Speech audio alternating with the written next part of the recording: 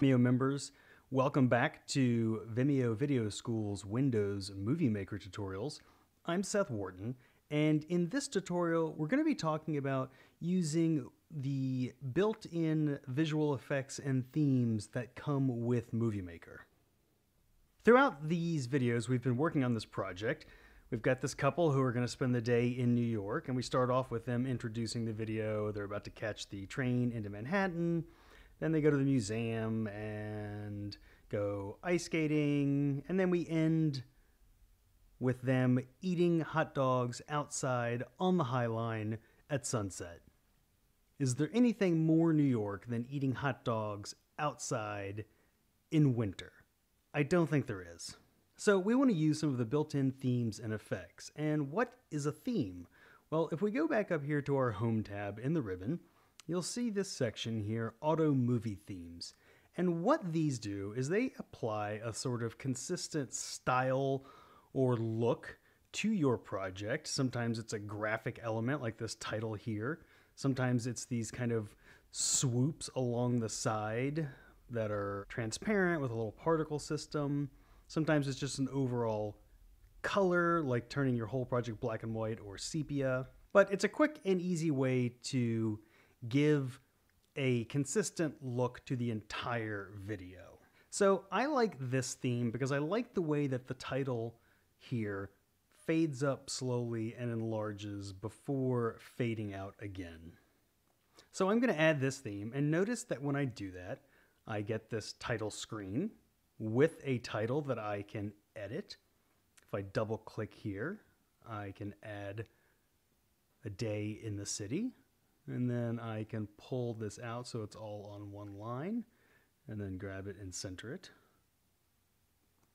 But notice that the theme automatically pre-added or pre-installed credits at the end. That's really nice because that means I can just go in and edit the type, and my credits are already there and they're already scrolling. So that's great. That saves me a lot of trouble of having to go in and like one by one add my credits in. But here's the thing. I don't want this black screen behind my title. I want my title to fade up over my footage, maybe here after they introduce the video so that it fades up over them on the subway. So if I grab my title, I can drag it down here, and I can drop it where I want it to start. And then I can go back and right-click on this black frame and remove it. And let's see how this looks now.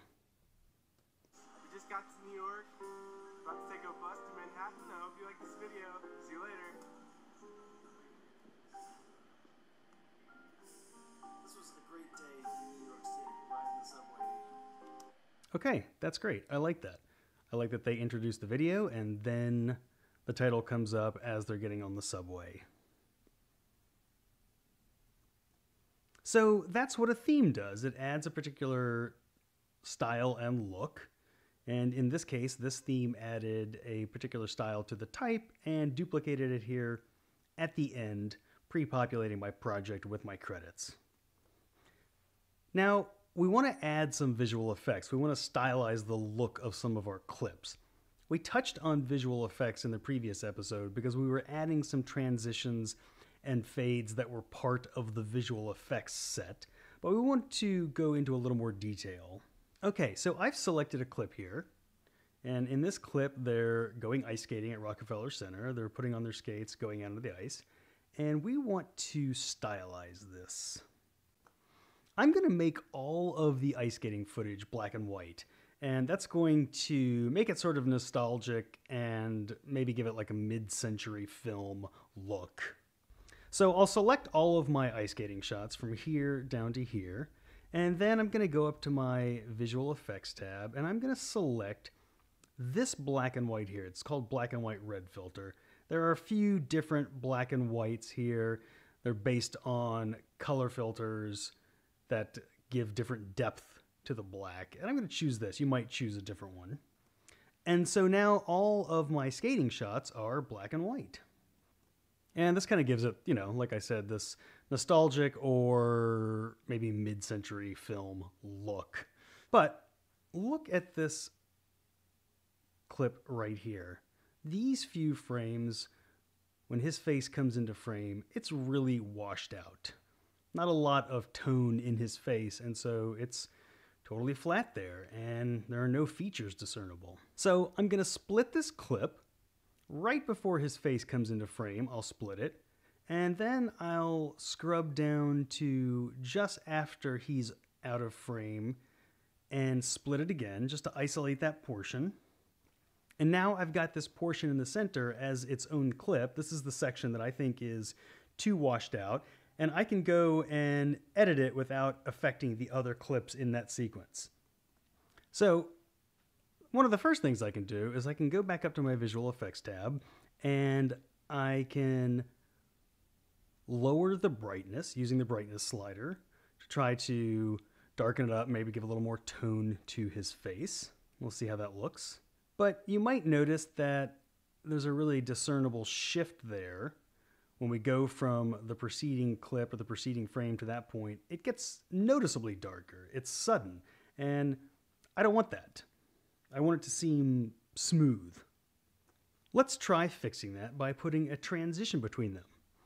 We'll go back to animations, and we'll put a crossfade between those two clips. And I'll do the same thing at the end. I'll put a crossfade between the clip that I just dimmed or darkened up and the clip after it. You get a little overlap since the clips are fading from one to the next, but that's okay. I could make that really short, but I don't really mind that. I'm more interested right now in making the color shift elegant and not abrupt. And while now the transitions are smooth, I still don't think this is great. His face is still too washed out. So we tried fixing it with the brightness, and I could go back up here and pull it down a little more so it's still not as bright. But I can also try some of these other black and white effect presets. Some of them might have more tone in them. So if I try this one, you can see immediately that his face has more tone. It's not as washed out, so it looks much better. So for that clip that I isolated by splitting it, I'm just going to apply a different black and white filter to it. I'll still leave the brightness on it the way I set it, pulling it down some so it's not as bright, and that's going to help overall. And that is how we add visual effects and themes to our project and to our clips in Movie Maker. In the next video, we're going to talk about working with type, how to add titles and captions to